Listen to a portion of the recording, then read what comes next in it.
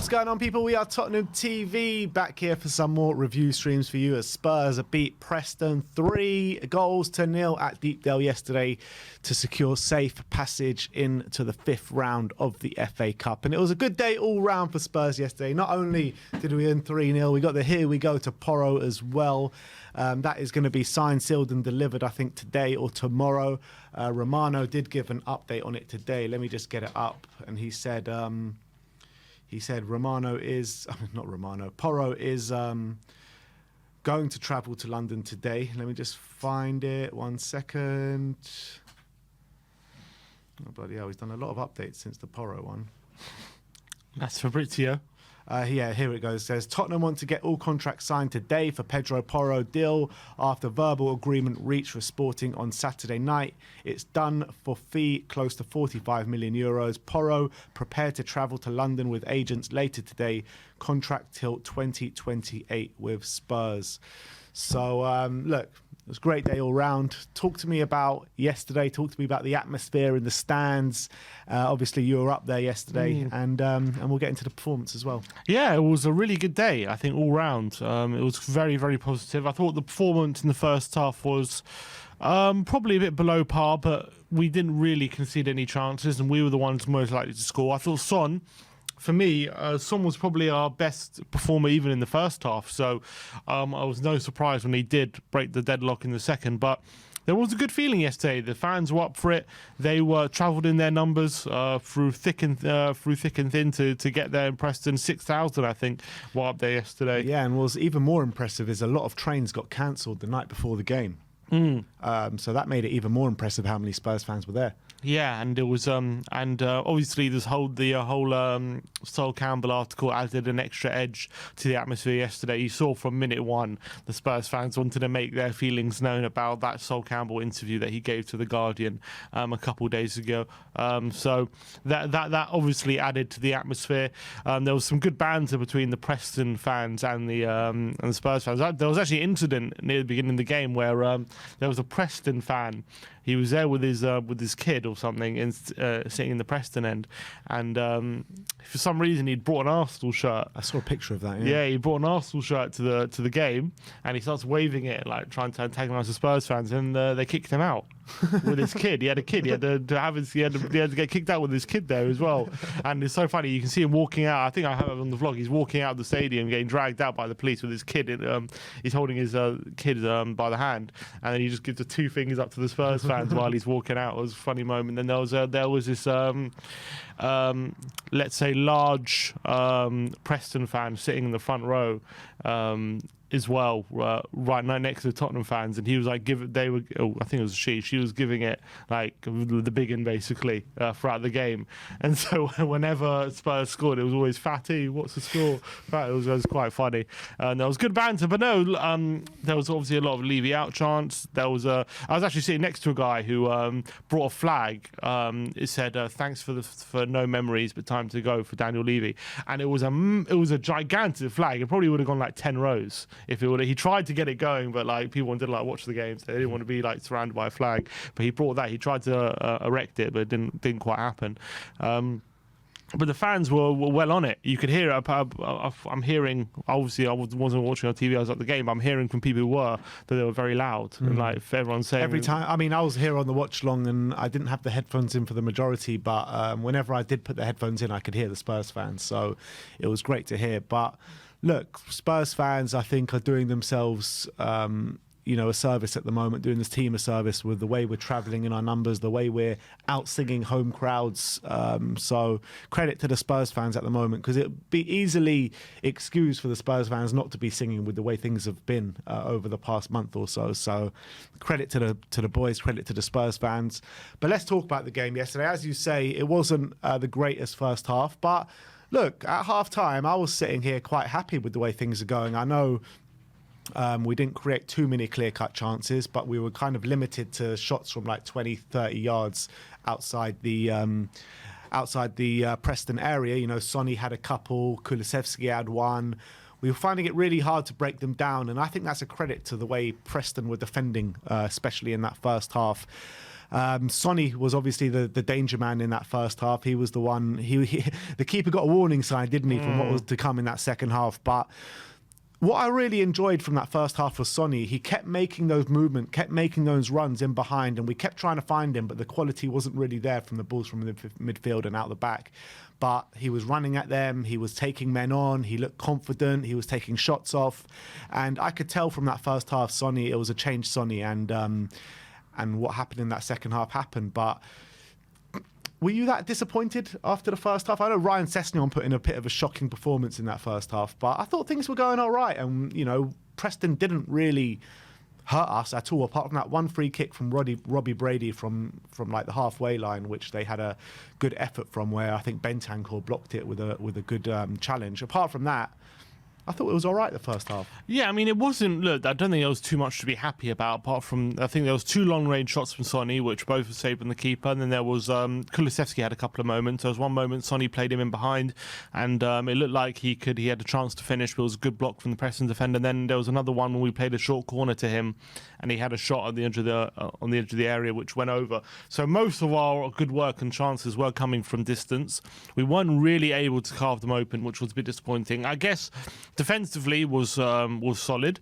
That's probably what you expect. A lot of domination against a championship side, especially one like Preston, who are known for being a bit solid defensively, a bit of a pragmatic team, not one that really goes for you. So I think the game probably went as expected in the first half, and probably in our preview we said it's a Preston team that are going to be well organised, are going to be hard to break down, and it's going to be difficult to to come up against them and expect to create loads of chances, and it needed that moment of quality, and that came. What I did notice in the first half, though, well, I did see a lot more movement from the front line, which has been a criticism of a lot of people. That's interesting you say that, because I was sitting here in that first half and I was like, there's no movement here.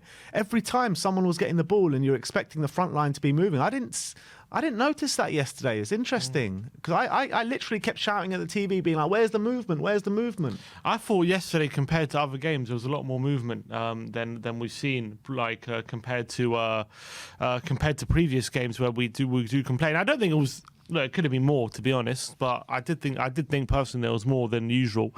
I thought Perisic was struggling to get in the game, to be honest, up front.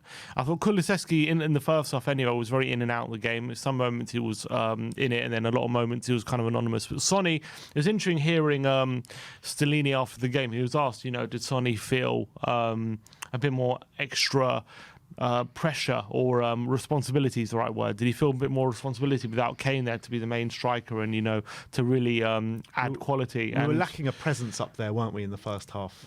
Yeah, but I felt like Sonny definitely did step up for that responsibility to be the main attacker, and in the first half we saw it. He was the one really trying to make things happen, and he had a few good efforts of quality that nearly caught the keeper out. And then the second half, look, I don't think it was anything amazing the team did, apart from manipulating the play in such a way that Sonny was able to find space on the edge of the box, and obviously he made it pay. What a finish that was for the first goal, left-footed again. As we say so often, is there a better player on his weak foot in that kind of area than Heung-min Son? I don't think so. One it was a wonder goal. Absolute incredible, wonder goal. Incredible. And we needed something like that to break the deadlock, because we were struggling to break them down, let's be honest. So I think it came at the right time. And then after that, I thought it was game over pretty much. Especially as soon as we got that second goal, there was no chance Preston were getting in. It was pretty easy game after that. Really was. I thought, the whole throughout the whole game, it was pretty much a case of when will Tottenham get the first goal, or if will Tottenham get the first goal, rather than are Preston are in this game right now. They didn't really offer anything, Preston. They had a couple of set pieces where they looked threatening, but other than that, Tottenham made light work of Preston's front line. Ched Evans wasn't really involved in the game. The other striker, I can't remember his name, couldn't really get involved. Robbie Brady wasn't getting the better of Matt Doherty on the left-hand side. So Tottenham had Preston under control. I thought the back three, to be fair, did a good job making sure that the Preston weren't able to make the ball stick up front. And and then obviously we were able to progress the ball fairly well up until the final third, and then it was all about picking that lock. And obviously once Sonny was able to get that moment of quality to open up the game, then all of a sudden our quality as a team started to shine through. And I thought the second goal as well was a really good team goal, really nice good link up. Really nice goal. Perisic was starting to get more involved. It was a really good flick by him into Sonny. What a finish that was by Son again on his left foot, top corner, brilliant finish by him. Maybe that confidence started to exude after his first goal, but that was a really nice touch and good finish on his left peg. And the third goal, Danjuma comes on for the last 20 minutes or so, and obviously he looked bright for that cameo. He had he looked sharp. He was linking up with the front three a couple of times. Demanding the ball as well, which I really like to see. He was really unlucky not to have been played through at one point by Kulusevski after some really good link-up play. And then, obviously, a nice finish. Well, you can argue it's a nice finish. Some people say it was missed kick. I have to watch it again. I think it might. On first viewing, it did look like a bit of a missed kick, but it hit like the back of his heel. That's what it looked like. Yeah, it looked like he maybe got a bit lucky with it. I'm not 100% sure yet, but I thought he looked bright regardless of whether it was a missed kick or not, and it was a good cameo from him. Yeah, really nice touches, really nice runs. He was always looking for that space in behind. He looks like a really quick player with good feet on him. And I like the way his attitude on the pitch. He was always demanding the ball. He was screaming at his players or his teammates to get him the ball all the time. And he was always in the right position. He was always getting himself in those central areas, looking to hurt Preston. So I thought it was a really good cameo from him for his debut at Spurs for sure. And I thought, look, Sonny was clearly the best player on the pitch by far. Mm-hmm. You saw that confidence seep through him yesterday, and he was doing things that we haven't seen Sonny do in a while. Yes, it is only against Preston, but he hasn't been doing it against anyone, Sonny. So really impressive, running at the defence, asking questions of them all the time, taking shots. I think he took about 4 or 5 shots yesterday, Sonny. So really good to see him back at it. Hopefully that can give him now the confidence to announce himself into the season and really reinvigorate himself. Tanganga impressed me yesterday. He played that role that Romero usually plays on the right-hand side defence. He was getting up the pitch really well. Had his say in 2 goals, I think. First goal, he got the assist for that Sonny Waldy. Obviously, it was just a pass and Sonny did the rest. The other one was a really nice pass into Perisic, and he flicked it on into Sonny. So he had his hand in 2 goals yesterday, Tanganga. And I thought he just put in a really dominating performance yesterday. Yeah, he looked a lot more confident than he has done in recent performances, whether it be because we were playing against a championship side or not. Championship side. Yeah, championship side remains to be seen. But I was very happy with his performance, much improved to what we've seen from him in performances of late. So that was really good. As you say, I thought he was actually getting forward in that overlapping role fairly decently, and I thought his quality was there, and he wasn't getting bullied from anyone. He was making sure that he was winning the first duel, and they were having trouble kind of getting the best of him. So that was good, but again, it was only Preston, so I don't know how much you can read into it. But I was very happy with him. I thought him, Sanchez, and Longley dealt with everything that was thrown at them very comfortably. I thought Sanchez did make a few mistakes yesterday in the game, and if we were coming up against better quality, we might have paid for it. But there was a few mishaps where he was slipping all over the place, and there was one. Don't know if you saw it, where it like hit the back of his heel that went over his head, and he kind of won the ball like that. But like against better opposition, that might be we might be going. It might be going 1-1 or 1-0, whatever the score was at the time. I definitely did see it was one of the luckiest things I've ever seen in my life. He tried to put it out for a throw, completely missed kicks it, and it somehow hits the back of his heel, goes over his head, and then it lands straight at his feet. And I couldn't believe what I was seeing. It was the luckiest thing. He should have really gifted Preston a chance, and luckily for him, it fell right to him, and the gods were on his side at that moment. But other than that, captain yesterday, Sanchez. I mean, who else would have been? I mean, Sonny probably. I would have given it to Sonny, to be honest. Even I Perisic, I would have given it to before Sanchez.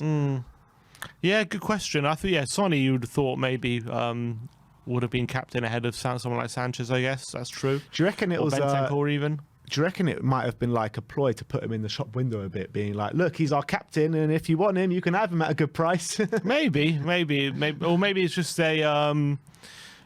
I was about to say it's a signal of how long he's been at the club, but Sonny's been there longer, so I'm not really sure. Maybe I can't really give you an answer why he picked Sanchez as captain over the other options, but. Maybe he's more of a leader than we think. I don't know. That's not something I've associated with Sanchez, being a leader at the back. I always think could be louder and he could be patrolling things a bit more. But maybe they're seeing something I don't at the moment. I still think he's not good enough for us.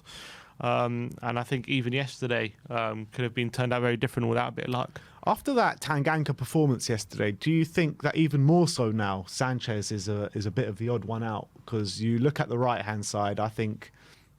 After Tanganga's performance, I'd like to see him maybe be the backup to Romero now, with Romero and Tanganga on the right. In the middle, you've got maybe a Dyer and a Longley. And then on the left-hand side, potentially if we can bring in a Hincapié or someone before the end of the window, you can have Davis and him on the left. So Sanchez could actually be a potential one that we could get rid of this January. Yeah. If obviously it's a big if we can get someone in. I mean, I wouldn't base it that much just on one performance from Tanganga against Preston. I mean, I think it's a bit. I mean, it's more basing what we've seen on Sanchez than basing what we saw on Tanganga yesterday, and as well as Sanchez is a foreign spot in the squad. Yeah, that definitely helps because we need to get rid of a couple of foreign players before the window. So. I think we're open to offers. I think we've tried to get rid of him. We tried to include him in the Porro deal, didn't we? Nice have inquired about him, but apparently he's the one at the moment who doesn't want to leave, and then Sporting weren't interested. So I think Tottenham are open to letting him go at this moment in time. I think that's clear from what we've seen, and I'm definitely open to letting him go because he'll free up more space in the squad, free up maybe another foreign spot. I just think that he's been at this club for way too long. He's now been here 6 years, coming up 6 years, and at no progressively point, worse every year. Yeah, at no point have you been confident that this is the centre back that is going to take us forward. And I think it's about time he left. Yeah, absolutely. Let's talk about the midfield, Bentancur and Bissouma. The first time we saw them play in a double pivot together. I actually thought Bissouma was the better out of the two yesterday. And Bentancur, I don't know. I thought there was a bit missing from his play yesterday. I thought his passing was a bit off.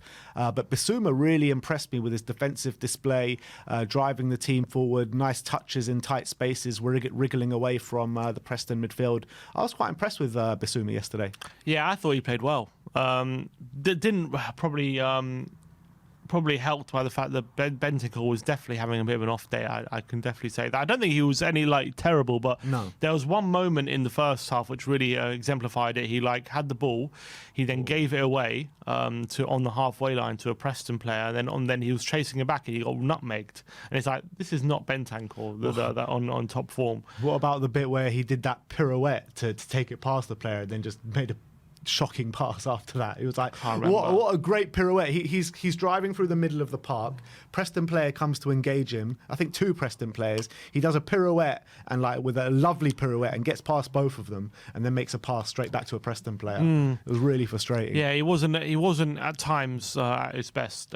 Maybe like he's been in some other games this season, but Bissouma was the one showing a lot more quality. I completely agree. He was the one looking to pass the ball forward very quickly. He was not giving the ball away as easily as Bentancur was. He was shielding the ball very well, and he was able to show his quality a lot more than maybe he has in previous displays. So again, have to caveat it, it's only Preston away, team who are 11th in the Championship, who do seem to give control to the opposition anyway, so maybe that's the kind of game that suits Bissouma in this formation.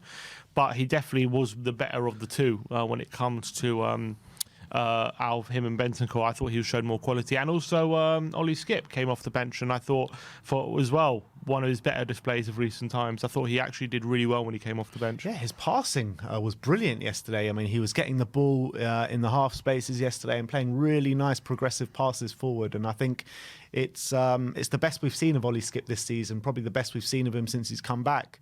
Again, yes, it is only against Preston in the FA Cup, but I'm definitely excited to see more from Ollie Skipp, and it seems as though Spurs are going in the right direction at the moment. A bit on a downward note to talk about yesterday, the wing-backs, Doherty and Sessegnon, especially Sessegnon. But let's talk about Doherty first. I thought he had little to next to no impact in the game yesterday. Obviously, nothing came down his side in terms of from defensively. But going forward, I mean, he was pretty much anonymous, wasn't he? Yeah, I don't remember any time he was either in the box or looking to affect the play. At right wing back as well, didn't get any crosses in really, wasn't really getting many shots off. I don't remember. He wasn't really linking up with Kulusevski that much either. Didn't do too much wrong defensively, but then again didn't have too much to do.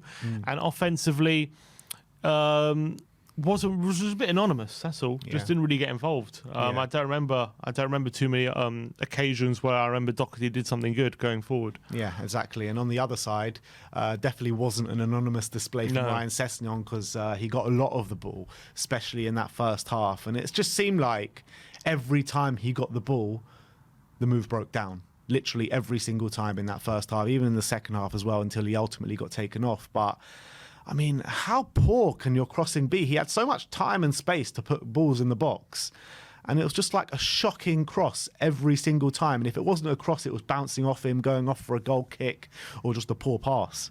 Yeah, he had a frustrating game, no doubt about it.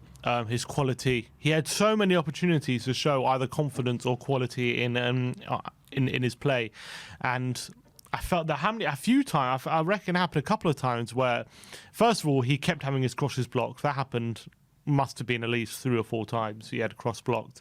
And then when he did manage to get crosses in the box, they were either very easily intercepted, or I remember one of them went out straight for a goal kick. And that was really frustrating. He seems bereft of confidence right now, which we've said for a long time about Sessegnon. He did have a spell near the end of last season and maybe the beginning of this season where he was starting to play quite well, starting to get goals and fairly regular assists and stuff like that. But at the moment, those are really dried up, and he doesn't seem to have the quality to provide on a consistent basis, unless it's in a system where, he just has to kind of run in a straight line into space on breakaways and stuff like that. He doesn't seem to have that quality right now, and that's really discouraging and disappointing for Sessegnon, especially when you think, a championship side, you've got an opportunity to really show what you can do. And he just wasn't able to do it. He just didn't have it in him. Yeah, are you worried about that left-hand side for the remainder of the season? We've got half a season to go. In my opinion, 1-0 to Liverpool. In my opinion, Perisic hasn't been great since the return to the World Cup. You can argue, he's played too many games, played the same amount of games in the World Cup than Christian Romero. Funnily enough, obviously he had that fourth game playoff, but against the likes of Man City, he got completely done defensively. Obviously, we know the quality going forward, but Sessegnon as well, absolutely poor. So I'm guessing we're going to have to persist with Perisic, but I just got a feeling that Perisic at left wing back has passed his sell-by date, and we need to keep him a bit further up the pitch. So we're struggling in that position a bit. I think Perisic at left wing back, when it comes to the good teams, I think you're in big trouble at this point. I think you saw against Man City, he struggled badly in his defensive positioning and just being able in 1v1 against a player as good as Mahrez, he just wasn't up to it. Maybe a few years ago he would have been, but at 33, I think he's turning 34 very soon. It's understandable that it's going to be harder to deal with. I still think, going forward, I do think he's better off being at wing back than at left mid, because he's afforded more space and he gets a bit more space to get crosses in the box and at wing back than he would at left wing.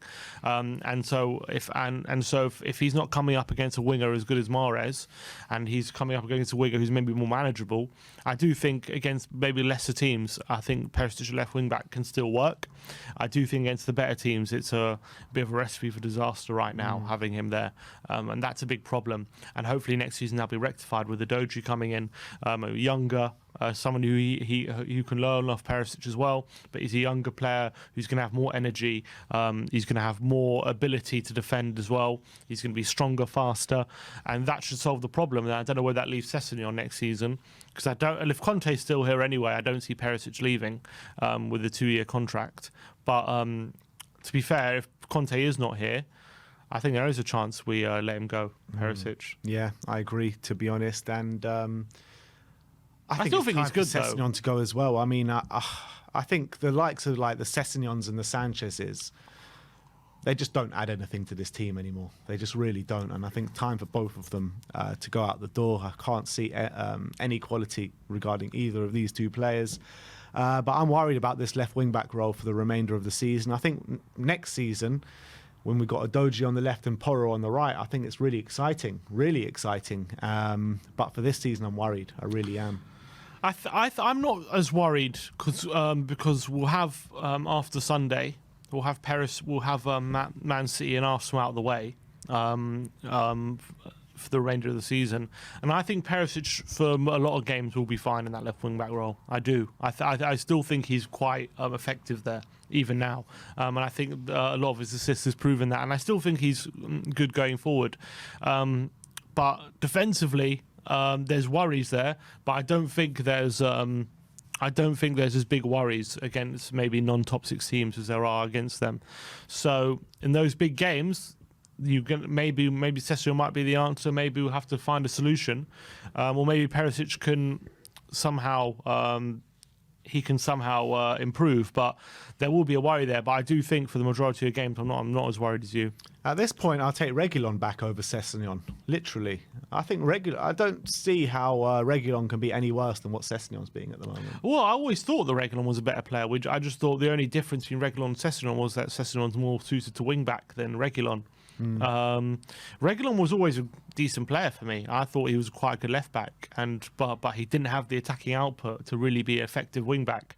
I thought Sessegnon might have the difference there, but at the moment, Sessegnon is also not really able to do it. That output and that quality. So from that point of view, taking into account Reguilon's probably superior defensive ability, we probably might have been better off keeping him. Yeah, and when you're looking at the FA Cup now, a lot of big teams out, Chelsea out, Arsenal out, Newcastle out. What are you thinking? We got a good chance this year. Why not? Why not? I think we're probably third favourites at the moment. There's City, there's Liverpool, and there's us probably. And United.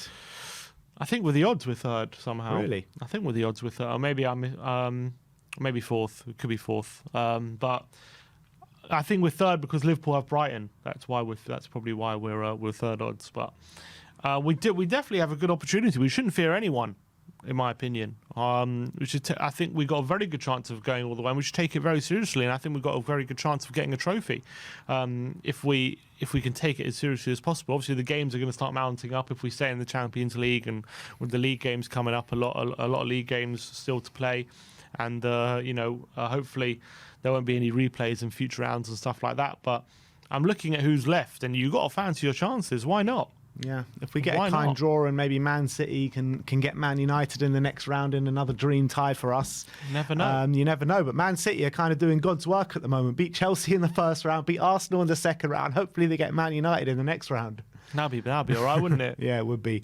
But hopefully Spurs can get another kind draw in the next round. The draw is tomorrow around 7 o'clock. So we'll bring you the news as and when that drops. But that is our match review for the 3-0 win up at Preston yesterday. Really good performance. Nice to get 2 back-to-back clean sheets as well. And things are starting. Are you seeing a bit of light at the end of the tunnel now? Because I was getting fans on the fan show yesterday and everyone was just so calm. Apart from Ashmatic when he ran off because Porro got injured. Everyone else was just so calm on the fan show yesterday. Yeah, I'm sorry. I don't think we're fully there yet, obviously. But, 3 clean sheets in the last 4 away games is definitely something to build on. 2 tough away games as well. The last few games as well. We beat Fulham. We beat... and we beat Palace, and then obviously we lost to City, but we were 2-0 up in that game. Things are starting to improve a bit. I want to see what Porro can do when he comes in. That's really, really exciting. I think that could add a new dimension to our attack. Does he come straight in for you against Man City? Because I was having this conversation yesterday, and I still think maybe Emerson is a bit more suited to that game. I'd like to see him. I'd like to see him come straight in. To be fair, I think. I think Conte will probably err on the side of caution if I know what Conte's like, but I would kind of want to see him just go straight in. And against his old club as well, you got to remember that.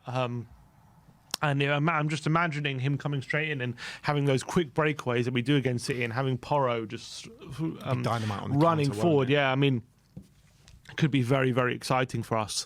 I don't believe actually, though, in a weird way, I think he's going to add a new dimension to our attack, but I'm still worried that Conte isn't going to trust the back line enough to press as high as we want to press, even with Porro there. I'm sure it will help a bit, but he said before that he's worried about the characteristics of his defenders as to why we don't press as high. And Porro should help with that, but will it help enough that we go full on and press really high up? Because we've been talking about a lot of the time this season how it seems to be like with our pressing game, like a lot of the time our forward players kind of press high, and then it seems as though that the centre backs don't press as high. They kind of drop off a bit, and they're kind of too scared to press too high.